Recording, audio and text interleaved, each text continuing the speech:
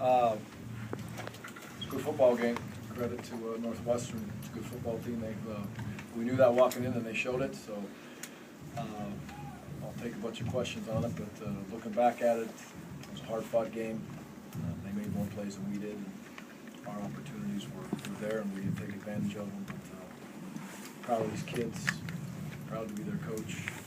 And we'll come back and we'll bounce back and we'll find a way to make it a good football team and hopefully continue our way to be a great football team as the year goes on.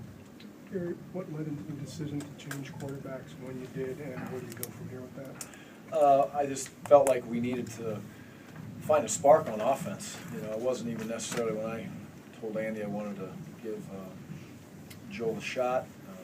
Again, a quick review, this was the first week where I really felt that, when I looked at Joel and I asked Joel, is he ready to go? Like I've told you guys all week long, that this was the week where he felt like he was ready to go. And I believed it. And so when I felt like we needed to find a spark, looking for a spark, that's why we made the change. So it wasn't necessarily on just the quarterback production, it was the offense as a whole. We need to move in that direction. Moving forward, I would say right now, if we've talked about it, and so we talked the talk, so now we got to walk the walk as we move forward. And it's, our spot that we're in is Joel threw a couple balls down the field. He took the top off the coverage. Did we make the plays? No, we didn't, but they were there.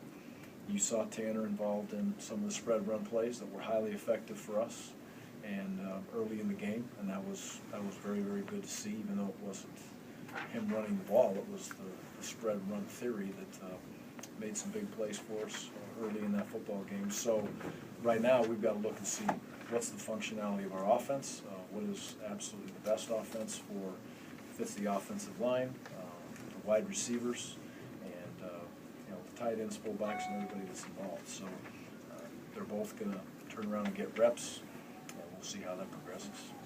Would you envision a situation where you start Joel, take advantage of his ability to take a top off the offense, and use Tanner as a change of pace guy, which I think there was big discussion about all camp? Yeah, could very well may move in that direction if it's best for us, because we're have not proven to be effective enough to be what I would call a stable offense, if you will. Not, I don't care about yards. I don't care about all the other stuff. It's just a functioning offense that allows us to win Big Ten games, and the game changes when you walk into the Big Ten. We all know that, and we understand that. So if that means we have to adapt the offensive system and the scheme this year to help ourselves as a football team, to have both of those schemes I'm talking about, because we are different than we were a year ago. A year ago, we throw that thing up there, and there's a pretty special kid going up and getting it. And the kids that are playing right now want to be special. We've got to get better at it, and we're excited to help them get there. How much did poor field position slow the offense down? Yeah, it was important today. Their guy did a great job of punting the ball and downing it down in that position, and there was numerous times when we ended up getting backed up, and it's a long field to go. The key there is, they moved the ball successfully on us, and that was a good offensive performance for Northwestern and a poor defensive performance by the University of Wisconsin. So, I take responsibility for that one, but their punter punted the ball nicely. Why hasn't Tanner been able to improve the thrower? I don't know that. I think that today there was, a lot of conflicted areas when we sit back. I got to sit back and look at the film. That there was, there was a lot of hits that were taken when that ball was leaving. And same thing for Joel when he was back there. The pocket presence has got to obviously improve for Tanner in those situations. And again, does the offense fit him the best as we move forward? What does fit him best if he's going to get back there and throw the football? So, he threw a couple balls that were decent. Sound like a broken record. He'd like to have a couple of them back, obviously, and he got hit a few times. So, if we're going to get out there and tip balls for picks, contested balls that they end up continually knocking out of our hands, it's going to be very tough sledding to throw the football. Here you mentioned Northwestern's offense and on a sub-part of your defense. It looked like day one with the two down linemen backers try to defend their spread, and I'm guessing they just said, we're gonna run the ball. Was that the philosophical choice there? Well, we never had a scheme where there was only 2 defensive linemen in there. Now, Vince Beagle was a defensive end this week. Correct. So, yeah, so Vinny was, we played him instead of, so I could see where you guys are coming from, saying Okay. there's just 2 D linemen, but Okay. Vinny was, in the peso package, he was a defensive end. That's why you saw him a lot of times come in and play where the defensive end usually plays in a B gap, or Jesse. They were both playing that position this week. You mentioned Joel took the top off the defense a little bit in the second half, but overall, how would you assess his second half, given that he hadn't played in the game? It was good to see, I thought probably the most impressive play for me that Joel made was his ability when he went through his reads and there was nothing there and he dumped the ball out the court. That was a nice play, and, he felt in control. A couple times that clock's going down to 3, 2, 1, 0, and I'm looking to call timeout, and, his presence was there to get the ball snapped. So I was proud of the way that he got in there and played, and, I'm excited to, again, get back out to practice and move forward with this offense and do my part to try to help him get better. What was he trying to do on the interception in the end zone? I couldn't see it. I got asked that question on the radio. I couldn't see it from my vantage point on the field, and then I could not see it on the Jumbotron. So my vision of that was completely blocked, so I have to see that on the film. With Vince at that end, do you think they were able to take advantage of some things with the run game better than you anticipated? Not because of Vince and Jesse's position change. Absolutely not. We did not tackle well.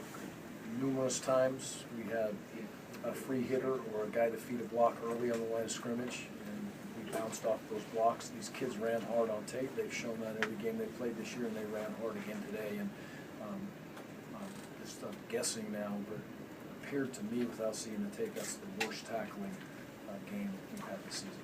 Coach, could we get injury updates on Trotter and Galden and talk about how difficult that made it for your defense? Yeah, losing Marcus was a huge blow. So he's in every one of those packages, and he's played very, very well, and went out so quickly. And, Michael comes in and Leon comes in to do their part, but it limited us a little bit by call. It didn't stop the defense by any stretch of the imagination, but it did limit us a little bit in some different calls that we had, and they're good football players. Who was the other one? Oh, Devin? Yeah.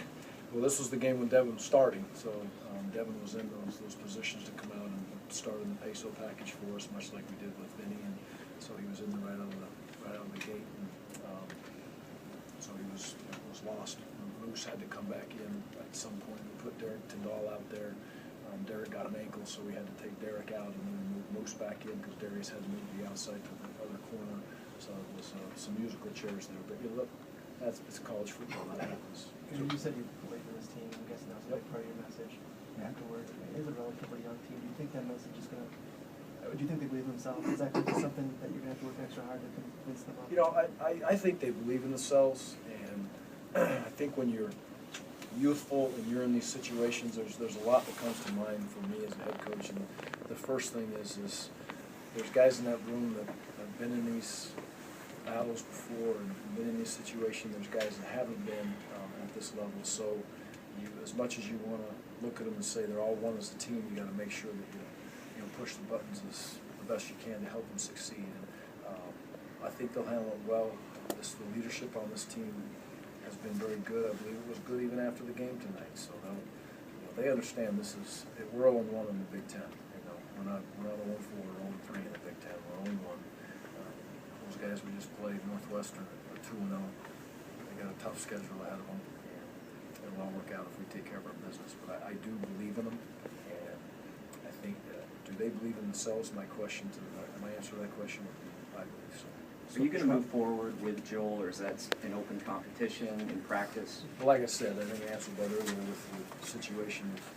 We're going to adjust and adapt the offense with the ability to know that we have 2 quarterbacks with a little bit different skill set, but it would appear to me that for our offense to move in the direction that we want it to move this year with the kids we have, we may be in a position to use both those quarterbacks because we are a different football team than we were a year ago, and we have to adjust and adapt every single year. And I hope I explained that good enough earlier to let you get an idea of that. What does it say when you have a running back rush for 259 yards, you only score 14 points?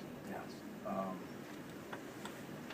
It tells me that we're getting big plays out of Melvin, which you're always gonna get big plays out of Melvin, and we're inconsistent on offense, period. Defense